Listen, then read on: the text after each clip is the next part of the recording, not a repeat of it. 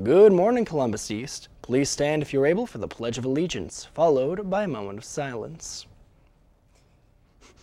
I pledge allegiance to the flag of the United States of America and to the republic for which it stands, one nation under God, indivisible, with liberty and justice for all.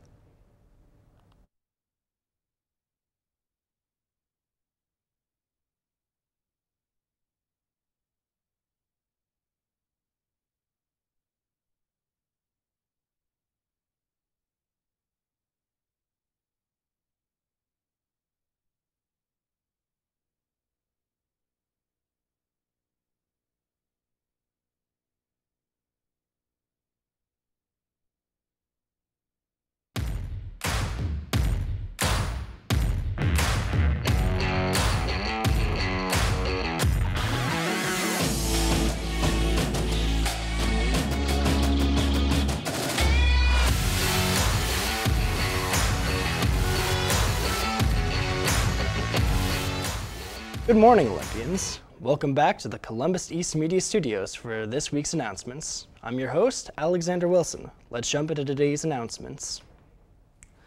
There will be a boys' golf meeting on Friday during advisory in the chamber. If you plan on playing golf this season, be sure to attend. Varsity is hosting a blood drive tomorrow for Nicole Fernandez's senior project. The event will be held from 8:30 a.m. to 1:30 p.m. in the auxiliary gym. You must be 16 years or older to donate, and a photo ID is required. Free beanies will be given to those who donate. BCSC is participating in the Indiana Teacher of the Year program. Any student can nominate their favorite teacher for Teacher of the Year using the link on the daily announcements page. Nominations are due by February 24th, so get them in soon. All students enrolled in agriculture or veterinary pathway classes for the coming year, along with students that have completed the vet pathway, are invited to participate on a trip to Disney World. There will be a call-out meeting for this trip next Tuesday at 6 p.m. in the Veterinary Careers classroom, located in the C4 Hall. For anyone else with an interest in traveling, Mrs. Sullivan is leading a trip to the Dominican Republic in 2024. There will be a parent info session tomorrow. If you have any questions or have an interest in attending this meeting, see Mrs. Sullivan.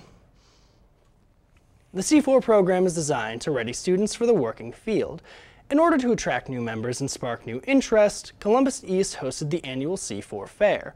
The C4 Fair allows students to experience different career paths with hands-on demonstrations. The student-made presentations have been designed to inform the incoming high schoolers about C4 pathways. The C4 Fair gives students an opportunity to see just how far C4 can take them. Gives them great information before they sign up for their classes. I always encourage them to check out the C4 program. Not everyone needs to go to a four-year college, and some of these classes give those opportunities. They get really excited when they get to see all the hands-on stuff that we do in class, especially seeing the lab, and they get really excited, especially to try the CPR and everything else. It's a good transition from school to the workforce. And this provides kids with an opportunity to see things before they get into it and try to maybe help force or give them an opinion about what maybe they want to do after school. Our goal is that we help students really truly find their passion. There's a saying that if you love what you do, you never work a day in your life. And that's one of our goals in C4, is that we want students, when they leave high school, to feel confident about their future plans. Juniors and seniors are invited to attend the SAFE program. Situational awareness for every day talks about student safety during parties, social events, and leads conversations on sexual assault. There will be separate sessions for both boys and girls. The SAFE program stands for Situational Awareness for Every Day, and it started out as a one-day guide for young women and how it is that they can keep themselves safe, whatever they do post-high school, whether that be go to college, join the workforce, whatever it is they choose to do post-high school, we want them to have the skills to keep themselves safe. So that's where it started with young women. And then we developed a young men's program 2 years ago. You can go to Officer Cap's office with any questions. And now to sports.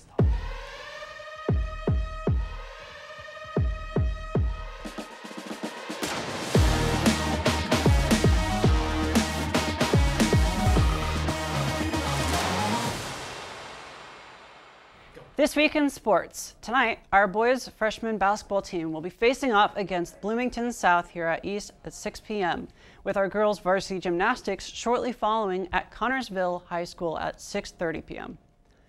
Tomorrow, girls varsity swim team and dive team is headed to Columbus North at 5:30 for the IHS AA sectional prelims. Here at East, we have boys JV basketball against Brownstown at 6 p.m., with varsity following at 7:30. Be sure to come out and support our O's. Now it's time to hear the latest news with Matthew Degner with the Matthew Minute. Welcome to this week's edition of the Matthew Minute, where news topics are presented in a brief format. I'm your host, Matthew Degner, and we're starting off discussing Memphis. 3 EMTs have been fired as of Tuesday, the next in moves made by local departments after the killing of Tyree Nicholas. 7 police officers have been fired in connection to the interaction, 5 of which are being charged with various crimes, including second-degree murder, 2 counts of misconduct, 2 counts of aggravated kidnapping, 1 count of official oppression, and 1 count of aggravated assault. 2 of the officers have already signaled that they plan to plead not guilty to these crimes. In international news, U.S. officials have reported that drone strikes on an Iranian military plant were conducted by Israel, although Iran's defense ministry has not commented since then. The attacks have been labeled as unsuccessful by the capital city of Tehran, but they do leave a worrying image of the shadow war that has been raging between Iran and Israel. Fortunately, there were no casualties from this incident, but as tensions begin to rise in the Middle East again, it may be a matter of when instead of if. In Indiana news, the IU student who was stabbed in a possibly racially motivated crime is recovering and out of the hospital. The suspect, Billy Davis, is in custody and is seeking an insanity plea. Davis is being charged with attempted murder, aggravated battery, and battery with a deadly weapon. Her attorney, Kyle Duggar, has stated that she has not had any other recorded racist history or interactions, but she has had a long history of mental illness and was reportedly seeking help for her conditions the day of the attack. Finally, Duggar is urging people not to make conclusions from the single interview with Mrs. Davis, especially as that report may have been written at a time when she was experiencing psychosis. More updates on the trial in future episodes. In local news, a 3rd student has been arrested for making an intimidating statement against Jennings County High School this Monday. After they made the threat, the student was quickly identified and escorted out of the classroom. According to Jennings County school staff and law enforcement, who searched his backpack, nothing of interest was found. The student was detained and later arrested and taken to a juvenile detention facility. This report comes only 2 days after another student had made intimidating threats against this school, and 3 days after a student made a false bomb and gun threat at the same high school. That wraps up this week's top stories. Thank you for joining me. Signing off, I'm Matthew Degner, and remember to stay informed.